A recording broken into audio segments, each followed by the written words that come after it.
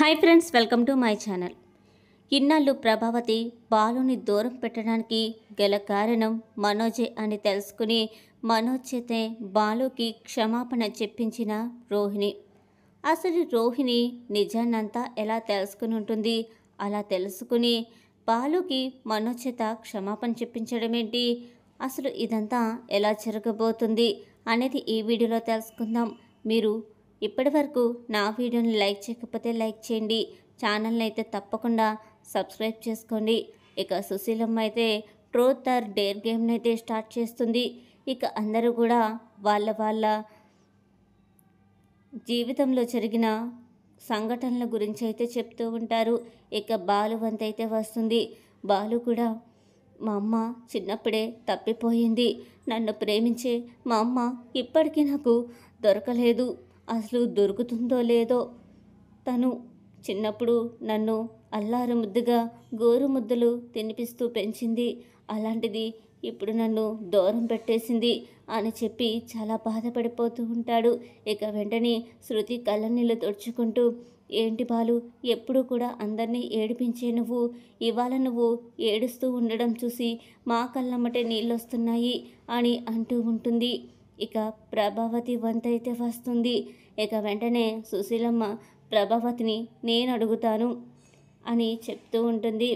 ఇక ప్రభావతి అయితే, అవును, వాడి అమ్మ నిజంగానే తప్పిపోయింది, అది ఎక్కడో కాదు ఈ ఊర్లోనే, ఇంక ఎప్పటికీ వాళ్ళమ్మ దొరకదు, ఇక తను వెతుక్కోవడమే జీవితాంతం, తను చేసిన పనికి తనకి ఇలాంటి శిక్షే పడుతుంది అని చెప్పి ప్రభావతి అనగానే ఇక ఇంట్లో ఉన్న వారందరూ షాక్ అయిపోతారు.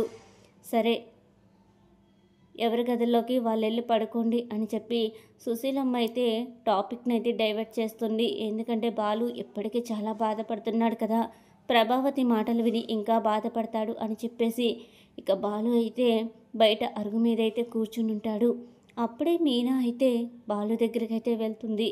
ఏంటండి, నిజం చెప్పండి, మీ జీవితంలో ఏదో సంఘటన జరిగింది, కానీ ఇప్పటి వరకు నాకు ఆ విషయం చెప్పట్లేదు.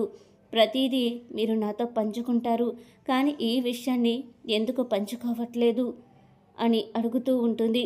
అప్పుడే బాలు, ఎవరో చేసిన నింద నా మీద పడింది, ఎవరో తప్పు చేస్తే నేను శిక్ష అనుభవించాను, నా జీవితం జైలు పాలైపోయింది, చక్కగా అమ్మ చేతి గోరు ముద్దలు తిని అమ్మతో పాటే పెరగాల్సిన నేను ఎక్కడో జైల్లో పెరిగాను, ఎన్నో కష్టాలు పడుతూ ఎంతో నరకం అనుభవించాను అమ్మకి దూరమయ్యి. ఎప్పటికైనా సరే మా అమ్మ నన్ను దగ్గరగా తీసుకుని తన కొడుకు కిందే నన్ను కూడా చూసుకోవాలని అనుకుంటున్నాను. నేను ఆ కడుపున పుట్టినవాడనే కదా, వాళ్ళు ఎలాగైతే పుట్టారో పెరిగారో నేను తన కడుపునే పుట్టాను, అందరిలాగే నేను పెరిగాను, కనీసం వాళ్ళిద్దరి మీద ఉన్న ప్రేమ నా మీద అస్సలు ఉండదు, కనీసం నేను తప్పు చేశానో లేదో అని కూడా ఆలోచించలేదు మా అమ్మ. అదేంటండి, నిజం చెప్పండి, అసలు తప్పెవరు చేశారు? మీ మీద నింద పడటం ఏంటి?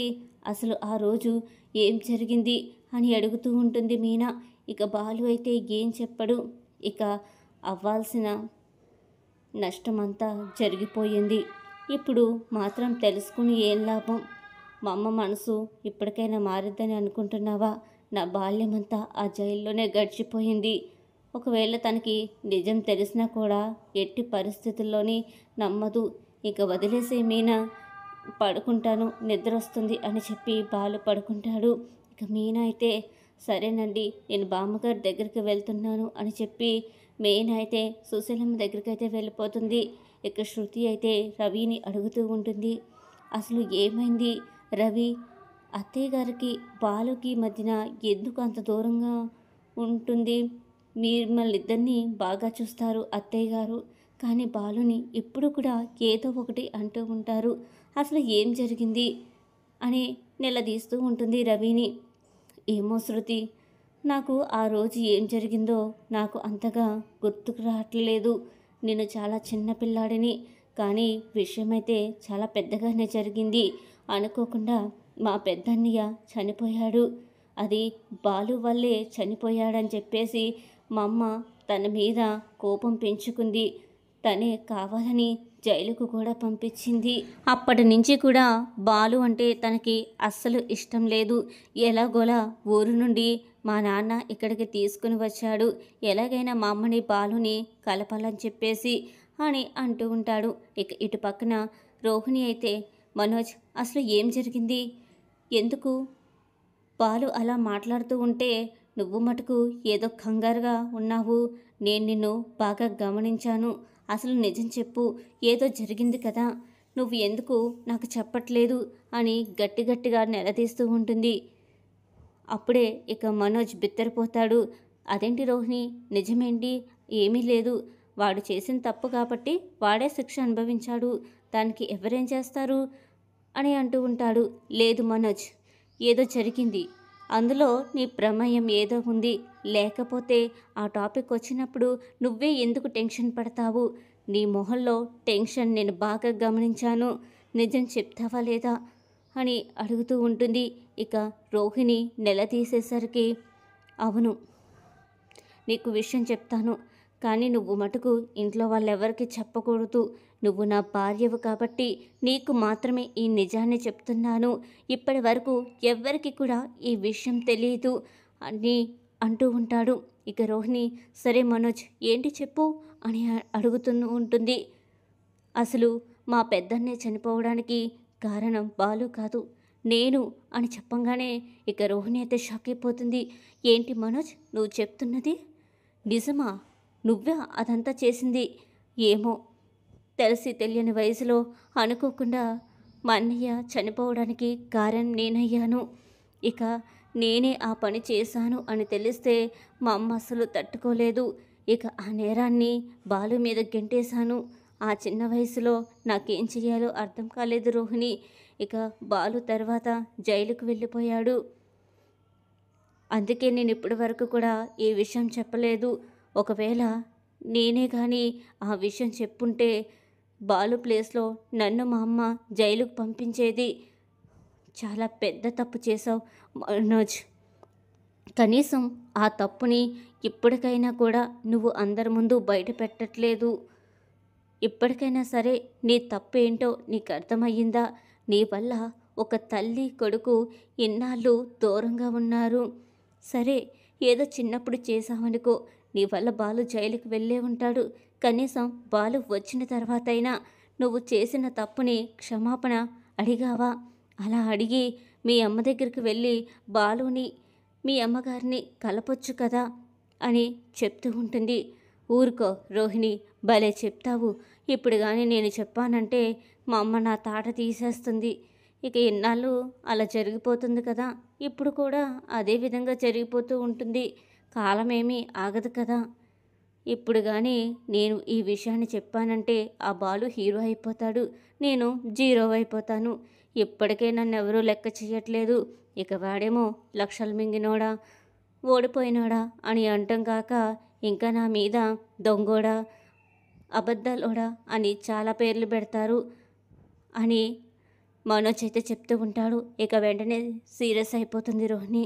నువ్వు ఇంత మోసగాడివా మనోజ్, నువ్వు చాలా మంచోడివని నేను అనుకుంటున్నాను, సరే పద ముందుకి బాలుకి క్షమాపణ చెప్పు, లేదంటే మర్యాదగా ఉండదు, నిన్ను అందరి ముందు కూడా ఇరికించేస్తాను, అర్థమవుతుందా అని మనోజ్కైతే క్లాస్ అయితే పీకుతుంది. ఇక మనోజ్ చేసేదేం లేక బాధపడుతున్న బాలు దగ్గరికి అయితే వెళ్తాడు. ఏంట్రా ఇప్పుడొచ్చావు అని అంటాడు. వెంటనే మనోజ్ అయితే బాలు కాళ్ళు పట్టుకుని, క్షమించు బాలు, నేను చాలా పెద్ద తప్పు చేశాను, నువ్వు చాలా మంచివాడివి, నిజం నీకు తెలిసినా కూడా కనీసం అందరి ముందు బయట పెట్టే అవకాశం వచ్చినా కూడా నువ్వు నా గురించి చెప్పలేదు, ఎందుకంటే అమ్మ నా మీద పెట్టుకున్న నమ్మకాన్ని వమ్ము చేయడం నీకు ఇష్టం లేదు, అమ్మ మరింత కృంగిపోతుందనే కదా అని చెప్పి క్షమాపణ అడుగుతూ ఏడుస్తూ ఉంటాడు. ఇక బాలు అయితే మనోజ్ని పైకి తీసుకుని, సరేలేరా అయిపోయింది కదా, నిన్ను నేను క్షమించేదేంద్రా, మనందరం కూడా ఒక తల్లి బిడ్డలం, ఒకే రక్తం పంచుకుని పుట్టాము, ఏదో పొరపాటు చేశావు, అయిపోయింది కదా, ఎటు అమ్మ నన్ను ఇన్నాళ్ళు దూరం పెట్టింది, నాకు ఇది అలవాటేలే. అప్పుడే రోహిణి అయితే మనోజ్ దగ్గరికి వస్తుంది. చూసావు కదా, నువ్వు ఎంత పెద్ద పొరపాటు చేసినా కూడా బాలు చిన్న క్షణంలోనే నిన్ను క్షమించి వేశాడు. పద మీ అమ్మ దగ్గరికి వెళ్దాం అని అంటూ ఉంటుంది. అమ్మ దగ్గరికా? నేను అస్సలు రాను, మా అమ్మ నన్ను చంపేస్తుంది అని అంటారు. ఇప్పుడు కానీ నువ్వు మీ అమ్మ దగ్గరికి రాలేదంటే మొత్తం ఇంట్లో వాళ్ళందరినీ పిలిచి మొత్తం నేను నిజ స్వరూపాన్ని అంతా కూడా బయట పెట్టేస్తాను, జాగ్రత్త అని హెచ్చరిస్తూ ఉంటుంది. అప్పుడే ప్రభావతి అయితే సత్యానికి మంచినీళ్ళు తీసుకెళ్దామని వంటగది దగ్గరికి అయితే వస్తుంది. ఇక అలా వస్తున్న ప్రభావతి కాళ్ళ మీదైతే మనోజ్ పడిపోతాడు. మనోజ్, ఏమైందిరా, ఏంటి ఇలా ప్రవర్తిస్తున్నాము అని చెప్పంగానే రోహిణి అయితే వెనకాలే వస్తుంది. అవును, మీ గారాల కొడుకు చేసింది చిన్న తప్పు కాదు కదా, అందుకే కాళ్ళ మీద పడ్డాడు అని అనగానే, అదేంటమ్మా రోహిణి, నువ్వు కూడా ఇలా మాట్లాడుతున్నావు, అసలు ఏం జరిగింది అంటే, మీరు ఇన్నాళ్ళు బాలుని దూరం పెట్టడానికి గల కారణం ఎవరనుకుంటున్నారు? మనోజే. మనోజ్ వల్లే పెద్ద బావగారు చనిపోయారు, దీనికి అంతటికి కారణం అని మనోజే అని చెప్పంగానే ప్రభావతి ఒక్కసారిగా షాక్ అయిపోతుంది. ఏంటమ్మా నువ్వు చెప్పేది నిజమేనా? నాకు అసలు నమ్మబుద్ధి కావట్లేదు. అంతే అత్తయ్య, నిజాన్ని నిజంగా నమ్మలేరు, అబద్ధాల్ని ఎప్పుడైనా ఇట్టే క్షణంలో నమ్మేస్తారు. అదే కదా జీవితం.